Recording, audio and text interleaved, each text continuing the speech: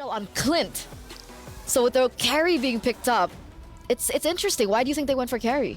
I really just feel like that they want to have a good laning phase going up against the Claude, because I think she really just wants that true damage on the Claude so that the Wind of Nature doesn't really help. Ah, I see. So there it is, ladies and gentlemen, the first game in this best of two between Team Vitality and TLG. We're gonna skip over to the casters. Guys, are you ready? Ready, we are. Thank you very much, Eterna and LaFell. Love the nightmare thing, all that too, LaFell. Love it, you know? Did you get it? I got it. Hey, once again, it's me, Naisu, and Leo joining on the desk. It's this match number 2 for Group D. And yes, it's Team Vitality versus TLG once again at Tidal Legends Gaming.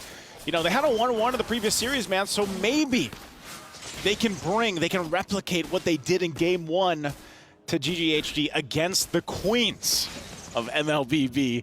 Just non-stop. They've been winning. Just everything. Undisputed. What was the number? 20-something? 20-something. Over the past 3 years? Who's going to unseat him? Who's going to knock him off that throne? Tidal Legends is going to give it their all. Their Girl Scout try here. That they could. Maybe have some cookies as well. But, you know, for Team Vitality, what makes them so good, I think, you know, even LaFell touched on a bit on this in the draft.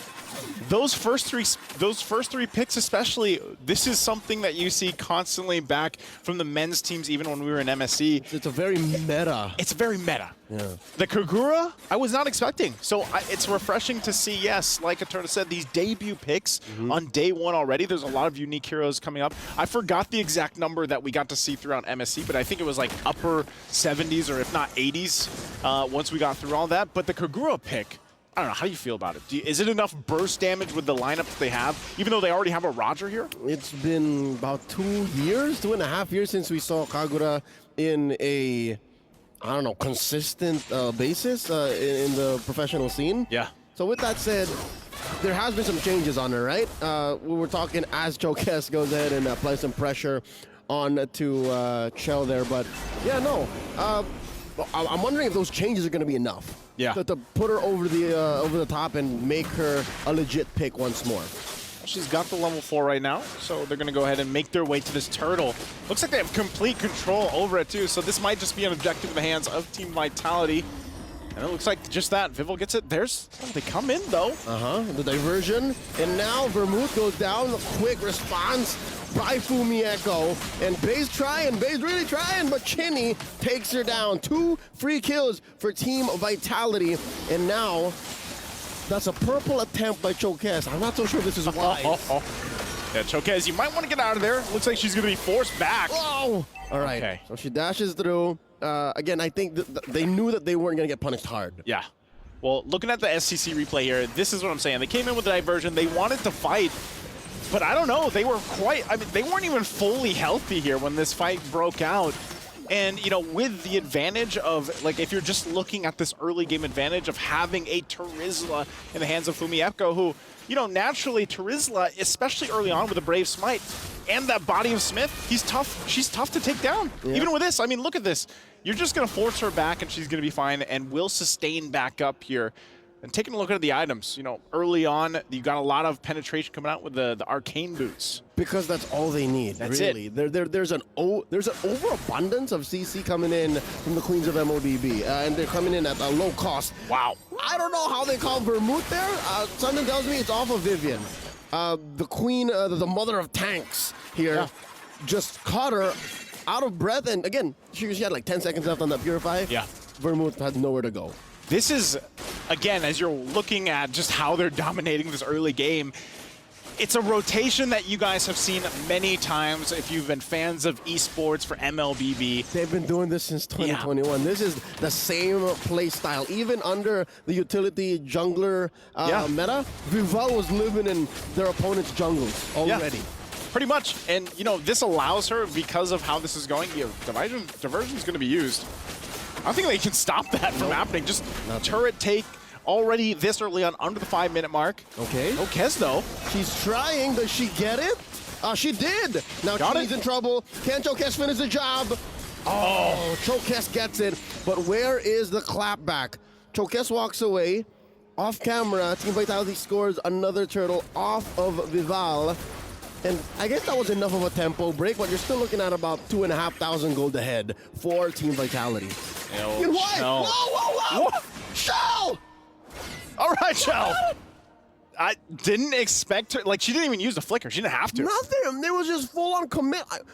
I don't know what Yin Wei was trying to get at there, but I hope that the death was worth the gold she was getting off of the plate. I was going to say, she got some gold, but, like, even with that, look, 2,000 ahead for Team Vitality because of this macro play that they're making that they've done time and time again, which is reason why they've just been so dominant in the women's scene here for MLBB. So for TLG, it's like, you know, they're trying to find something. It's almost at this point where, you know, as we even look at the replay, this is already after Yunhua was pushing for that gold.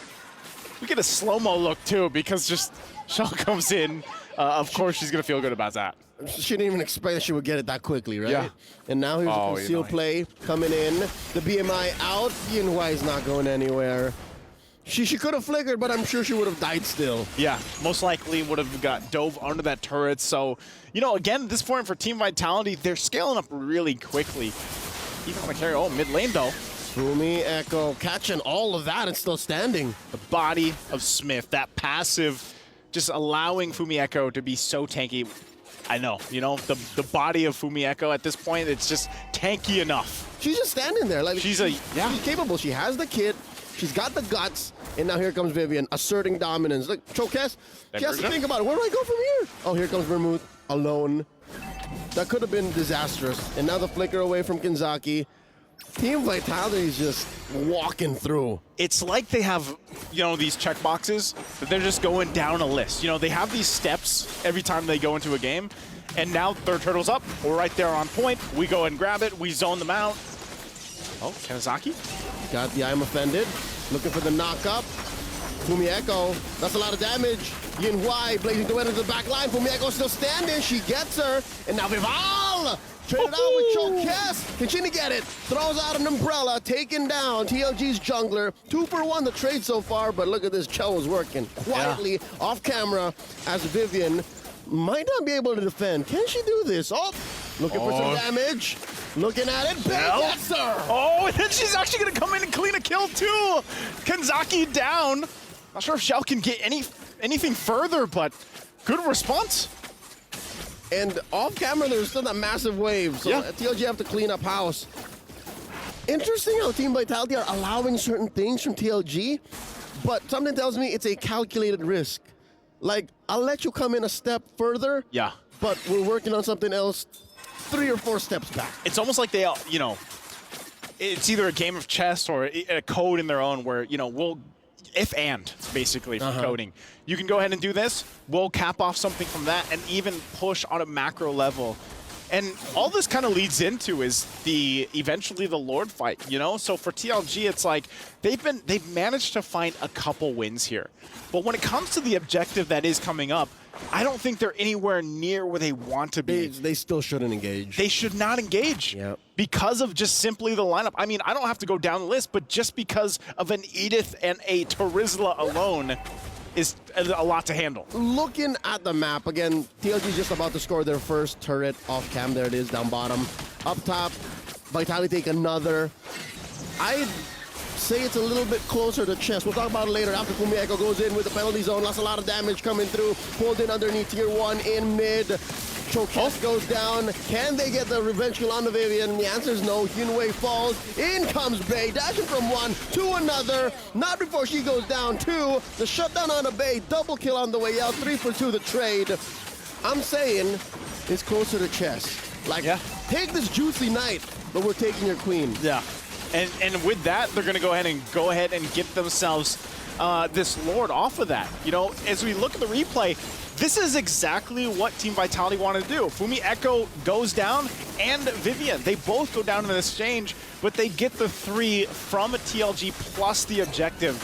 All part of the plan, and Shell is just completely fine firing off. You know, having this time. And of course, there's going to be some frustration there, TLG. But again, They know what they're up against. And something tells me even TLG knows what they're capable of getting on the back end too, because that's why Yinwei and Bei were saying that was close. We could have gotten them because they were the two closest to achieving something against Team Vitality in that moment. They could have. Bei got the double. Yep. Yinwei was blazing the wedding into the back line there. It's just she's taken care of so fast. And like that's the problem. She's not fully kitted out. She's not kitted out. That's the point, right? I think especially when you're talking about defensively, usually you see those Wind of Nature's picked up. Look at the items here. She's just got two. Not even. She doesn't have the Trinity.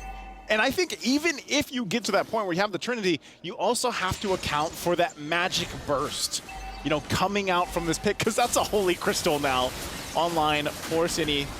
So Lord's taken care of. Yep. They at least deal with that, but I'm not sure. Does Team Vitality want to push this any further? I think they're still going to go ahead and be the discipline. Like I said, they got boxes, man. And they'll go down those steps and check those off one by one. They're very disciplined in how they approach this, even with the lead that they have. I mean, looking at the damage, this Kagura pick was a surprise, something we typically don't see often, but it's paying dividends. Again, you're talking about discipline. She's one of the heroes that you can just leave the damage out there and protect yourself with, and you have a cleanse built in. That's the concealed play coming in from Vivian. Finds no one. Does force out a final slash from Bei, and they let it go. They go ahead and take away all these resources from Chokes. I've been in this situation. I play a lot of Julian in rank. Yeah. And when you can't jump in because your opponent outvalues you in CC, it's kind of miserable. You're just walking around like, how do I? At least you can retreat. Like you have a way to retreat, but your whole point they talked about this in the draft, was that interaction where we usually see the Genius Wands built up, or the Holy Crystals, whatever path is taken first, and you work really well with kind of like a burst combination, especially with a Luo Yi. Yeah. And unfortunately, that just has not worked. That game plan that they approach this from TLG has not worked for them. And part of it is just the way that Team Vitality's been playing with their frontliners. Tanking that up, it works great. Because you can see, she's got the Genius Wand, she's got the Divine Glaive. And the Feather. And the Feather. Yep. So the damage should be there. It's more so like, can we get the placement? Oh, they go in. And there's the pull. Vivian welcoming it. Look at Rival looking for targets. Vivian very low. The blazing the bit of the back line. Bei goes down. Vermouth as well. Yinwei follows. That's just 3 free for Team Vitality. And they collapse. Run, Chokes, run! He's gonna fall. There's just about one left. Kinzaki, the lone survivor for TLG. Kinzaki, she's just going to be able to watch this as a full force of Team Vitality. Just 1 minion, is that all Team Vitality needs? The answer is yes! The Queens end at 12-22. The Queens of MLBB